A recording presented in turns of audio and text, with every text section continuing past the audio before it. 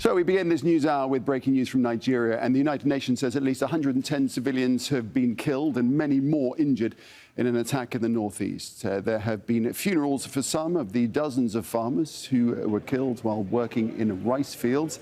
Local officials blame Boko Haram fighters for the violence. Let's get the very latest now from Ahmed Idris, who joins us live from the Nigerian capital of Abuja. And Ahmed, this is a truly dreadful attack. What more have you learned, and why these farmers were targeted indeed?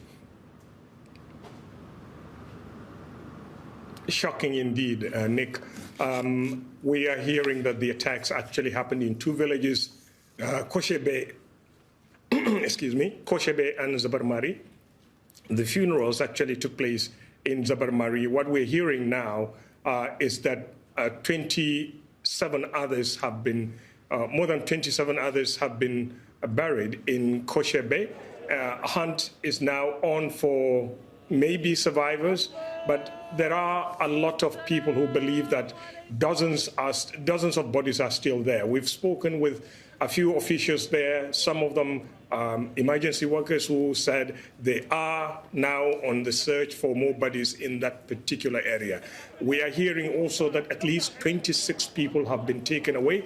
The United Nations also is confirming that many women have been abducted by the attackers. So it's a dreadful event, and of course one of the worst massacres we've seen in recent years after what happened in Baga some years back. So the Nigerian government is calling for calm, and the president issued a statement earlier today condemning the attacks. However, what people are saying in that region is that the security forces and government have failed to protect them, and there is little hope for them to see to it that they have that peace of mind that they require. Remember, Nick, a lot of people have traveled back home or have gone back home. They have left refugee camps or internally displaced persons camp in the safer areas of Maiduguri to their homes in preparation for the agriculture season earlier this year. And these people were the ones harvesting these crops. Some of them were actually contracted from faraway places as Sokoto to come to Maiduguri to help with farm work. And these are the people that were buried today. These kind of attacks, Ahmed, have been perhaps not on this scale, but they've been going on for more than a decade. Why has the government not been able to quell them? The government has claimed severally that it has subdued Boko Haram, or it has claimed victory over Boko Haram. But what we've seen in the last decade or so is a resilient and resurgent Boko Haram. First of all, it started in Nigeria, and from the city of Maiduguri, its influence spread across Borno State, across 40 local government areas of Borno State.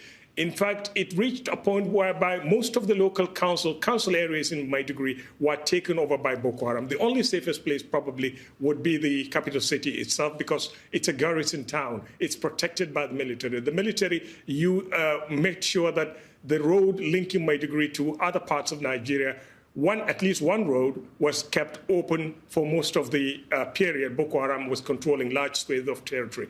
The military, in collaboration with regional forces, have succeeded in chasing out Boko Haram from such areas. But what we've seen is that Boko Haram operates at will. And recently, last year, which was, of course, the deadliest for security forces, we're talking about hundreds of security forces killed by Boko Haram. And in order to reduce the casualty numbers on the part of the military, they withdrew from certain villages and smaller areas to form some what they call super camps.